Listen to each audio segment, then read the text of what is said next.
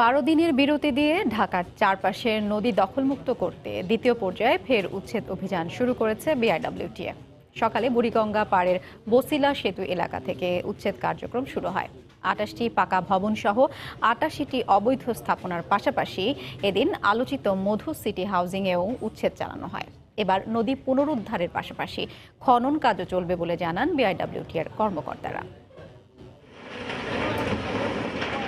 একের পর এক গুড়িয়ে দেয়া হচ্ছে বহুতল ভবন থেকে শুরু করে সব স্থাপনা, যা নদীর জায়গায় অবৈধভাবে গড়ে তোলা হয়েছিল।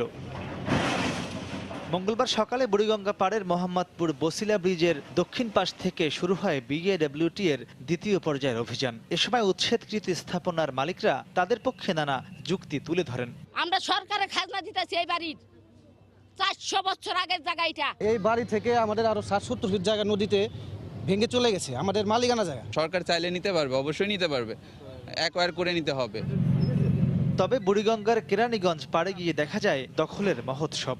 মধু সিটি নামের একটি হাউজিং ঝাউচর, বালুচর ও মধ্যেরচর গ্রামের পাশ দিয়ে বয়ে চলা নদীর প্রায় পুরোটা দখল করে হাজার হাজার প্লট তৈরি করে বিক্রি করে আসছিল। এ সময় হাউজিং এর প্রায় সব সীমানা পিলার ও স্থাপনা গুড়িয়ে দেয় বিআইডব্লিউটিএ। মধু সিটি নামে একটি হাউজিং আছে, যেটি পোর্ট রোলসের যে বিধান আছে সেই বিধানটা তারা মানেনি। এখানে যে ওয়াল বা অন্যান্য স্থাপনা করার উদ্যোগ আছে সেগুলো উচ্ছেদ করা হচ্ছে।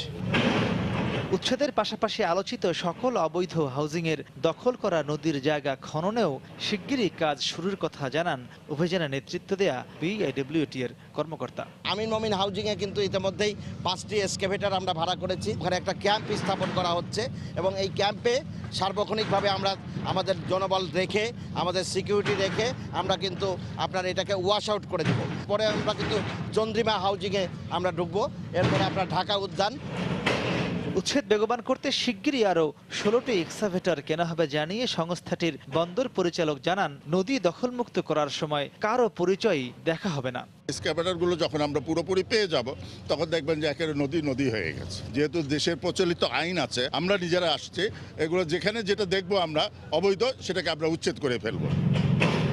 কতটা অমানবিক হলে প্রভাবশালী দখলদাররা নদী দখলের পাশাপাশি বুড়িগঙ্গার গতিপথই পাল্টে দিয়ে এভাবে হাউজিং গড়ে তুলতে পারেন, তা এই চিত্রই বলে দেয়। তাই স্থানীয়রা বলছেন, শুধু উচ্ছেদ নয়, পুরো জায়গাটি খনন করে এসব হাউজিং অপসারণ করা না গেলে কখনোই টেকসইভাবে নদী দখলমুক্ত করা সম্ভব হবে না। মাহমুদ রাকিব, সময় সংবাদ, কেরানীগঞ্জ, ঢাকা।